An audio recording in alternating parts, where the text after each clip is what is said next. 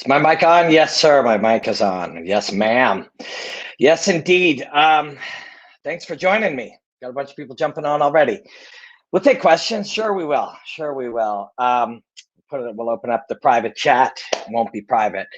Hey, listen, you probably watched the Bellator press conference yesterday. Bellator. I always say or like that because I'm Canadian. I say shit weird. Let's get this out of the way. Yeah, I got a haircut and I dyed my hair. I do that, right? So you don't have to comment about that, although you can if you like. People can fucking comment on what they like. I wanted to talk about the light heavyweight Grand Prix. Please let me know if shit's sounding all right and if everything is working. I wanted to talk about it today because it's awesome. I'm stoked about all the different things that were announced for the Bellator press conference, like a lot of people are. And I'm going to test out this private chat here, make sure it's working. What happens? Oh, that's the private chat. No, I want the comments. There we go. That's better. Yeah, super stoked. In fact, I've actually been like a little mediocre, like,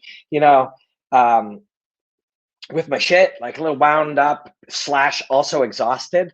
And so whenever that's the case, I tend to just get into the work and start to remember what I love.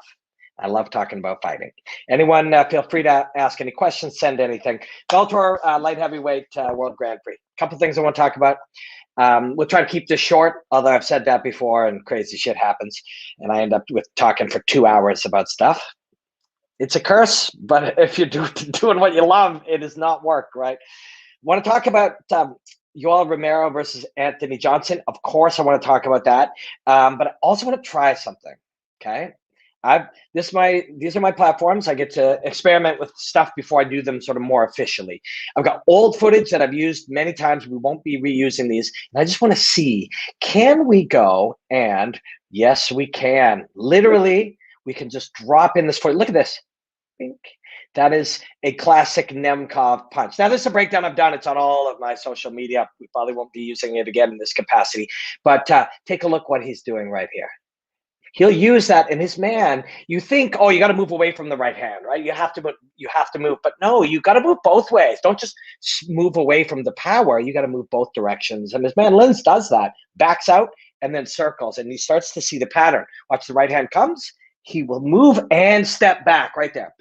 Takes that step back, and now you start to be able to capture the pattern. So now you see he's moving, he's chasing, but now watch, just with small bits of footwork, you start to be able to track your man down, and this is the key to it right here.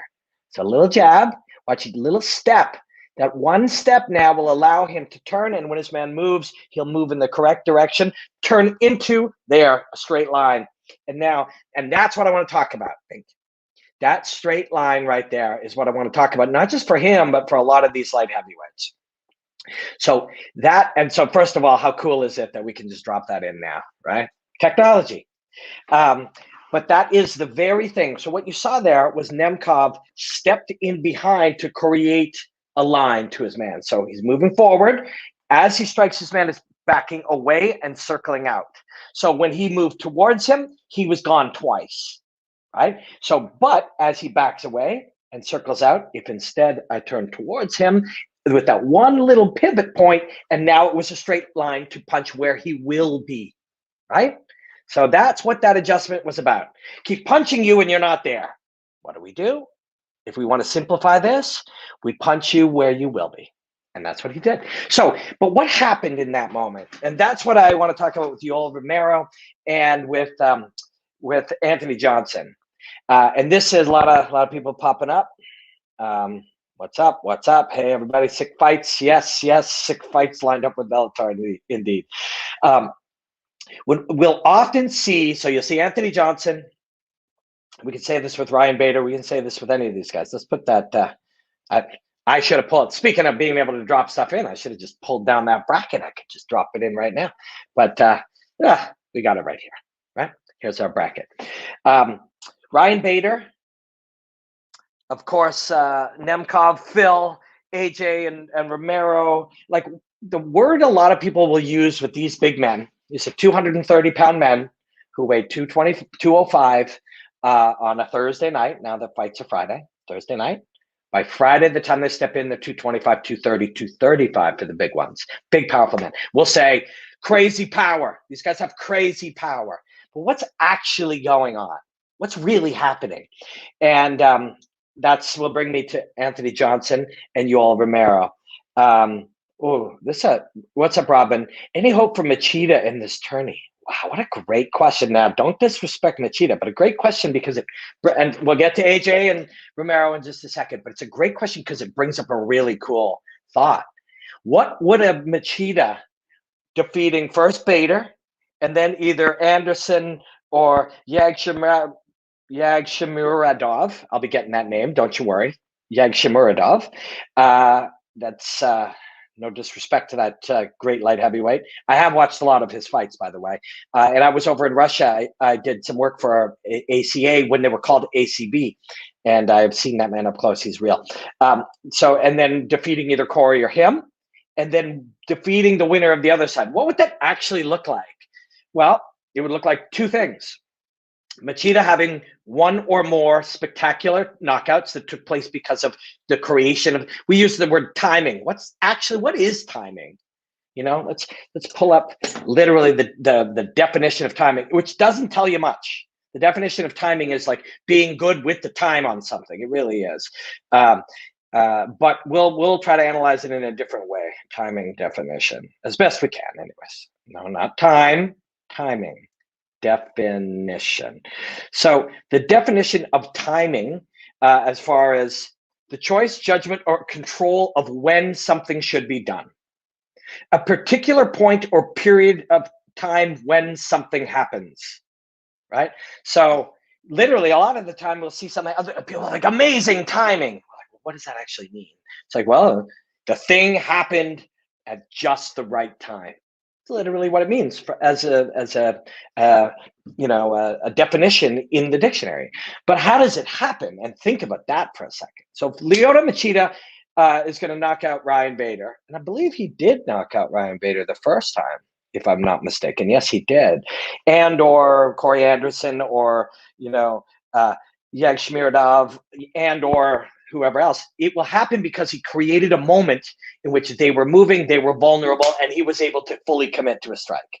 That sounds like any moment, but that's not how every knockout takes place. Some knockouts take place by distractions. Some knockouts take place by an accumulation of moments of impact, a lot of different things. This man will lure you into, and I don't like this term, but in martial arts, there's the term kill strike or finishing strike. And, it's been used in martial arts for 1,000 years. It doesn't have to mean the ending of your adversary's life, but it is the shot that's the finishing shot. And we got away from it a lot in modern mixed martial arts for quite some time, where we were about, putting it all together, taking the man down, getting to his back. The rear naked choke, the Meta Leon is a kill shot. Right? We have created a scenario in which everything is fine in one moment and over in another. That takes place by, imagine all of the little variables that have to happen. Your head is moving and I'm going to hit it. My eye has to be able to track and anticipate that movement, completely irrelevant from my conscious thought. It has to anticipate where you're going. It has to deliver the signals for your body to move in that way. And it has to do this all in microscopic milliseconds. That's a skill. That's a talent. And that's something that's actually trained specifically by karatekas and many other different types of martial arts. Even just the lining up the particular reverse punch, which is a classic karate move. Timing is the calculation of space and time to be a specific place in a specific time in the universe. Yeah. And so what's the mechanism of that? What is the mechanism? Sorry, I've got a message. Add to context, I shall. Oh, add to context, yes. Excuse me for that. Got a lot of balls in the air right now. And that's when I feel best, when I just go in and just look at the martial arts. That's what centers me the best. We've got another one. I thought timing had to do with slipping their offense when you slip in your attack. No, timing has to do with anything happening at the opportune. What great timing, if you wanted to ask a girl out on a date or a guy out on a date, somebody that you saw, and they happened to walk in the room as you were thinking about it, you happen to look good. That's great timing, right? Some great timing happens independent of you.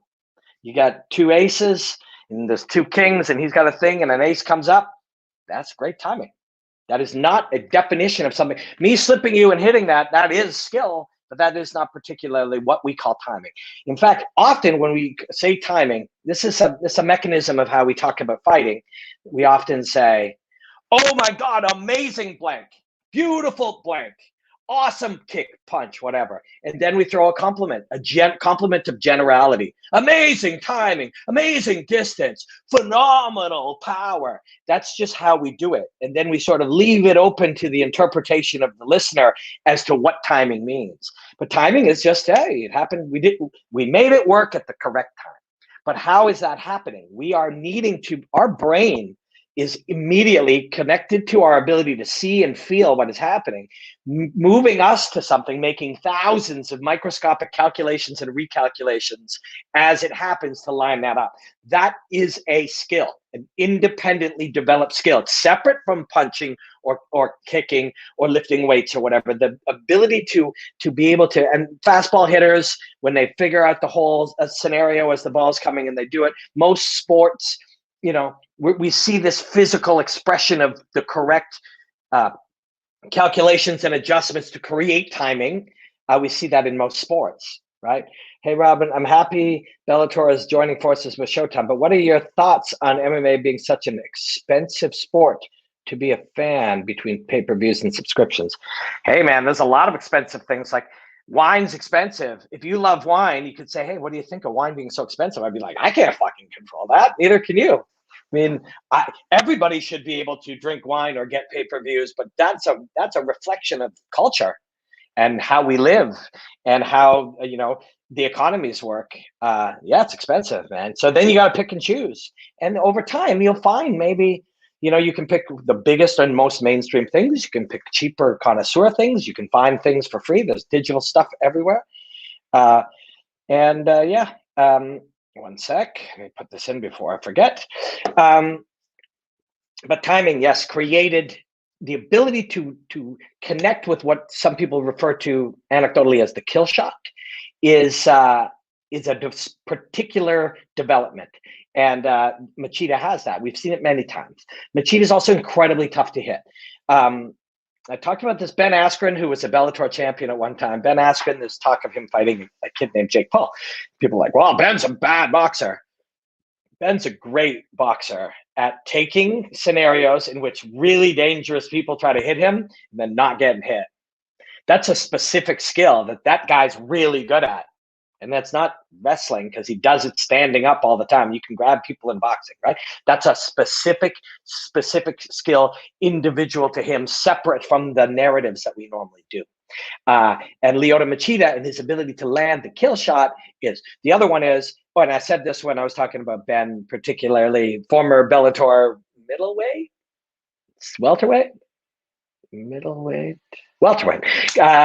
champion, Ben Askren, when he was looking to fight this guy, said, for Ben, if the crowd is booing, Ben is winning, right? If Ben Askren's fighting that kid and the crowd is booing, Ben is winning. Means hey, make some action. Let's separate these guys. That guy's holding on. That's all Ben. And that's sort of true with Lyoto too. And you don't hear the same sort of angry boos. You hear a little bit of, you know, feedback and a little rumbling from people. But Lyoto's really hard to hit, and he's really hard to find, and he's really hard to even kind of be in range. Chael literally straight up said, he's like, of all the fights, he said, you know, 60 professional ones and thousands of rounds. He's like, nobody's ever been harder for me to find, just to find them.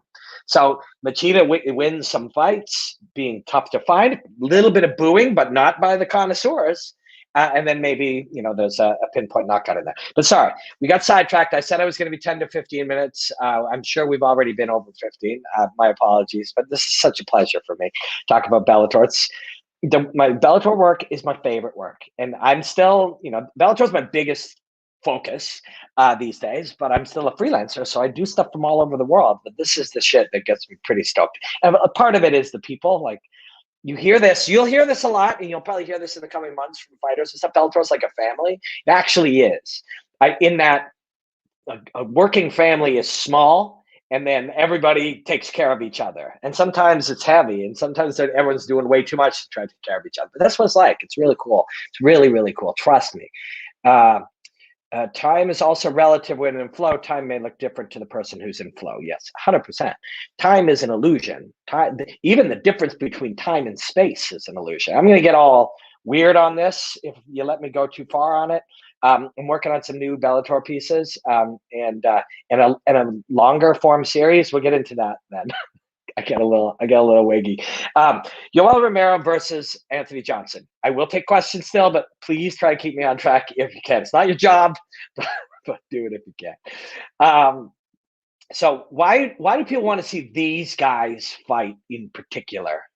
Why? Okay. Well, you've seen them fight. That's partly why. Depending on where you consume martial arts, you've seen both these guys fight. You've seen them fight exciting.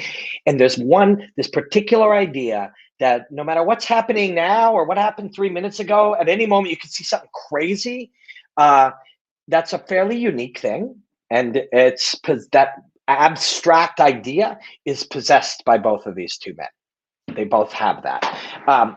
Again, I have become very distracted trying to sift through the narratives of how we talk about things so that we can understand them in more nuanced and interesting ways. And so the one thing oh man, Anthony Johnson's got crazy power.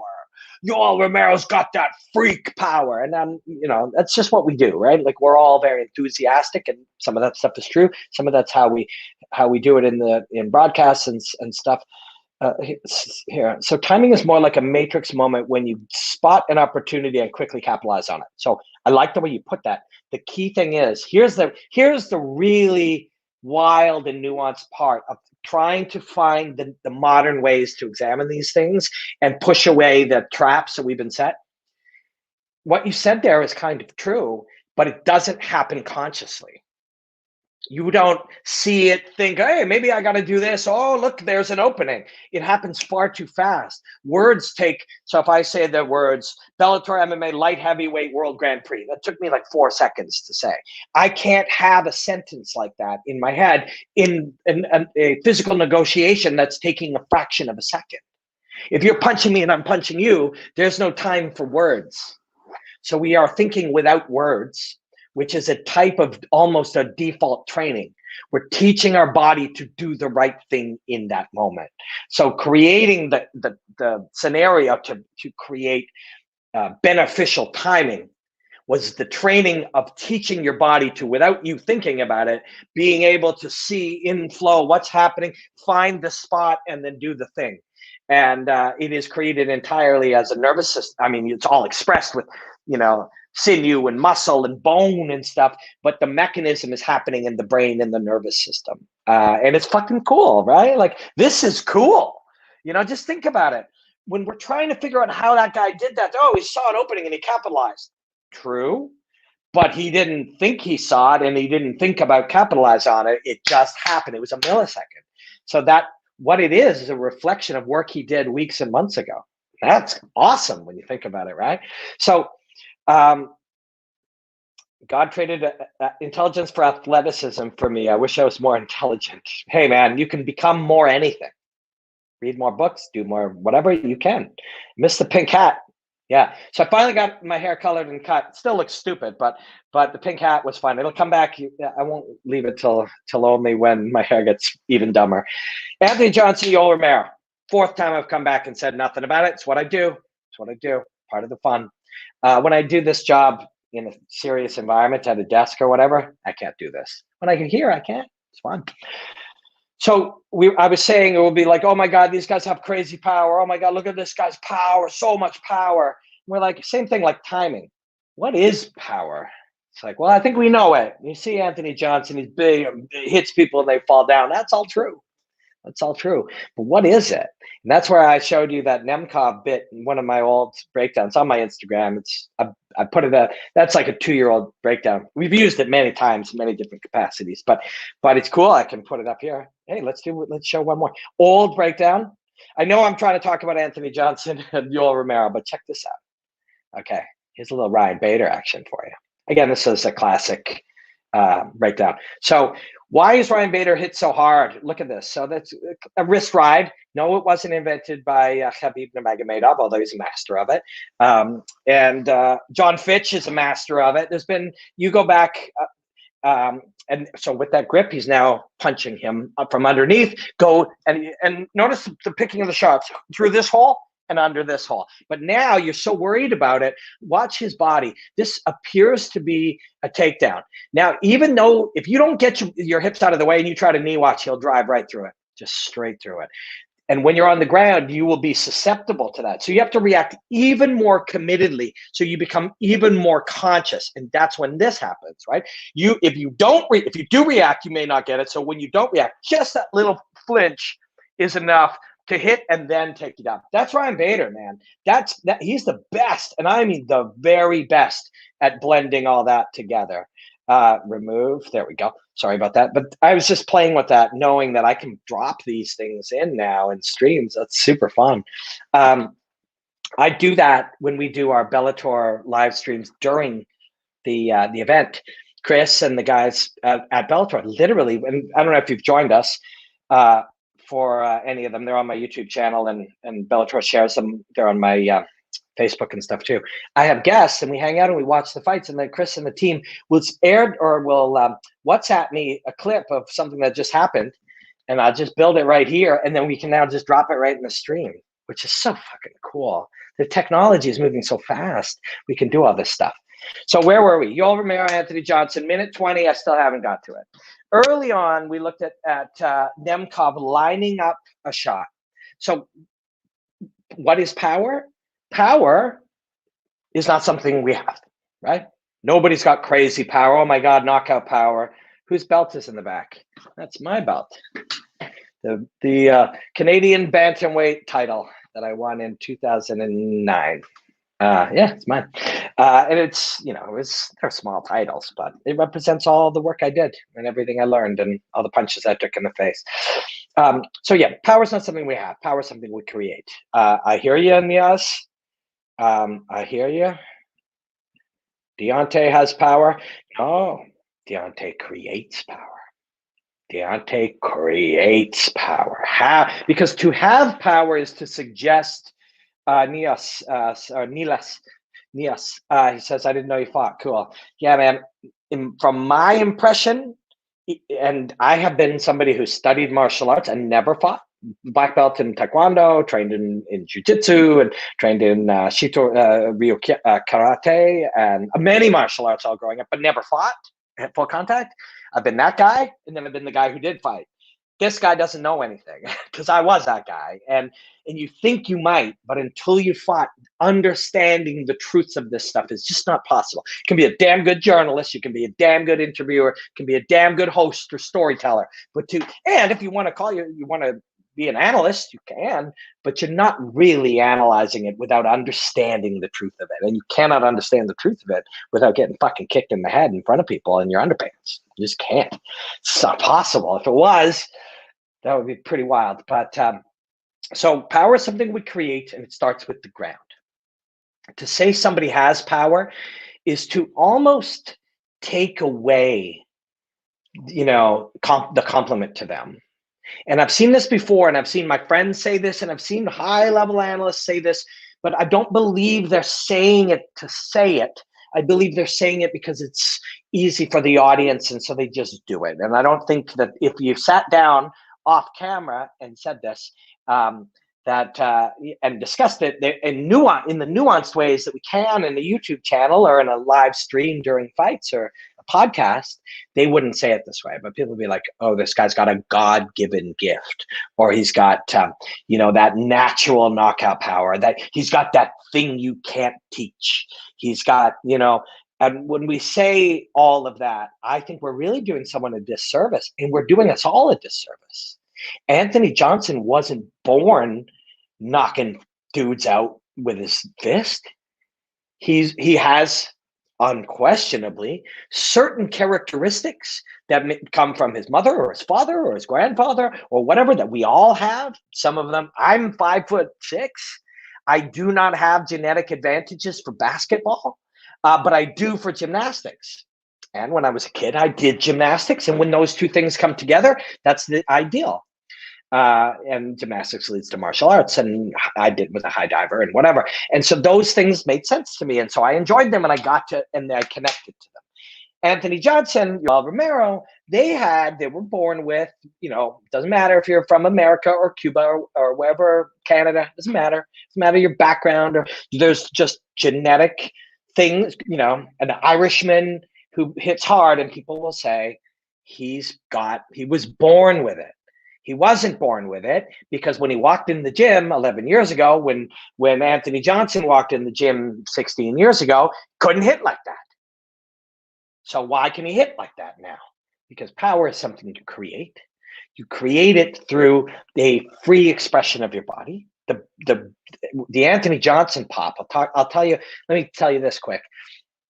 My friend Evan Boris, I'm going to train with him in 2 hours, and he's done a lot of training as an assistant, and then sort of a coach with Henry Hooft, and he's trained AJ, and they call him the Ferrari. They don't call him the truck. They don't call him the wrecking ball. And I know it's just a nickname, right? But it's a nickname given from people who are artists of this particular thing. He's a Ferrari. Why is he a fucking Ferrari? Because he doesn't just smash things. Ferraris are elegant. Ferraris are mechanically efficient. Ferraris just sit there. They're not fast, but their engine can create that. They're efficient. They move beautifully. That's Anthony Johnson. His nickname is not the Ferrari, but it could be, and it is to his friends. And when my coach, I'll see him today, and I'll ask him about it. I'm going to do another one of these tomorrow on the light heavyweight semifinals, and on Pettis versus Juan Archuleta, which I'm super, super excited about all that.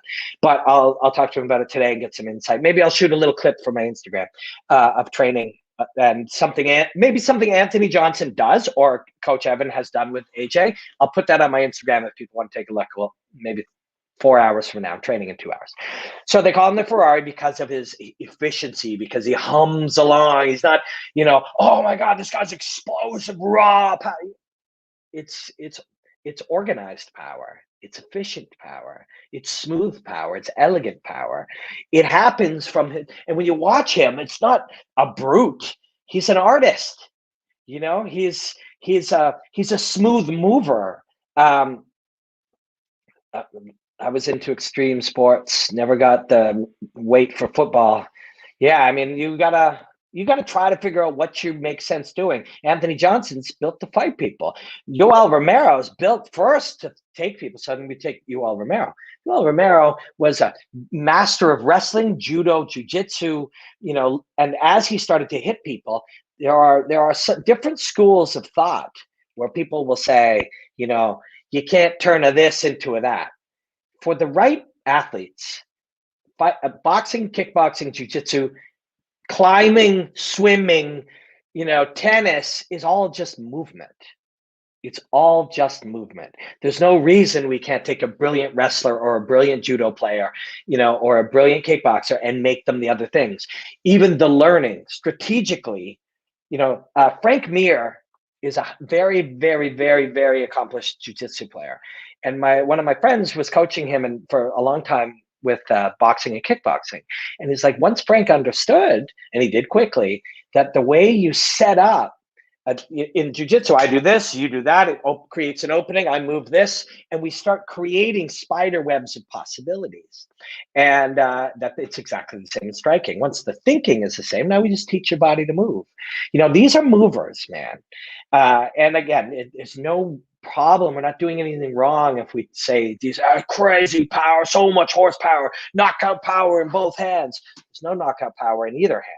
Hands are flesh and bone, and power is not something we have. It's something we create, right? Doesn't matter, but that's what we're saying. But they're movers, efficient movers. So back, if you were with me 25 minutes ago, I was looking at a little piece of Nemkov when he fought Linz, when he stepped through and he created this. Not only did he create the angle he wanted, but he created what's called a pry point.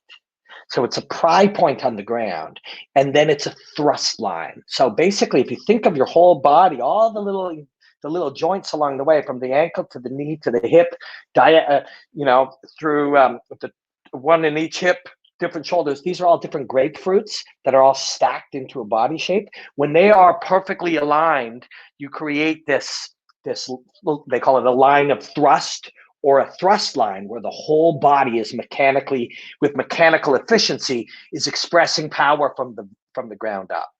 There's other names they use for it as well in biomechanical movement analysis and stuff, but you get the idea. And I always like to do that. Sometimes I'll watch people moving, and you can, in your mind, blur them and just see grapefruits here, smaller ones in the rib cage and at the knees, and you watch everything sort of rotating independently, and you start to see this. You start to see the human machine's ability to create energy. That shit's going on with all of these light heavyweights, all of them. When you get these men bigger, once upon a time, light heavyweights were much slower. They were not able to move with the same smoothness. They weren't able to put it together the same way as the lighter weights do. But now, you try to tell me that Anthony Johnson or Vadim Nemkov can't move the way a Chad Mendes or a Uriah Faber, a 35 or 45er, did only 5 years ago. Of course they can, right? Of course they can. But I said I was going to be here for 15 minutes. I did what I always do, which is meander around. But I hope I also entertained you, give you one or two things to think about. I just wanted to get back in the groove. Like I said, hey, we're all fucking trapped in our homes doing weird shit, trying to figure out how to like balance all the things in the world coming at you. And when shit's not quite balanced right, I like to just go and study martial arts, and I find when I do that, it centers everything nicely. So thank you for giving me the chance to do that here. Thank you for spending time with me and letting me,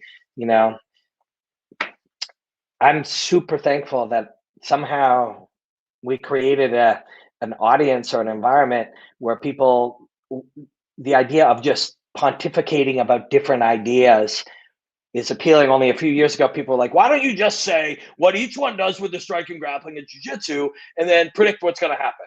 Because you could get that anywhere. I could do that. It's not hard. It just seems weird. It just seems weird to keep doing that over and over again when it loses its meaning to me.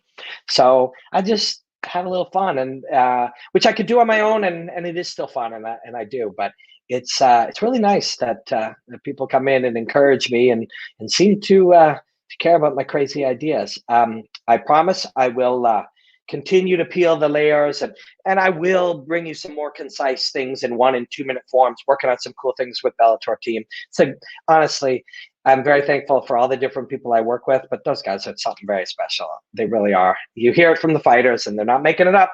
Nobody pays them extra to say that.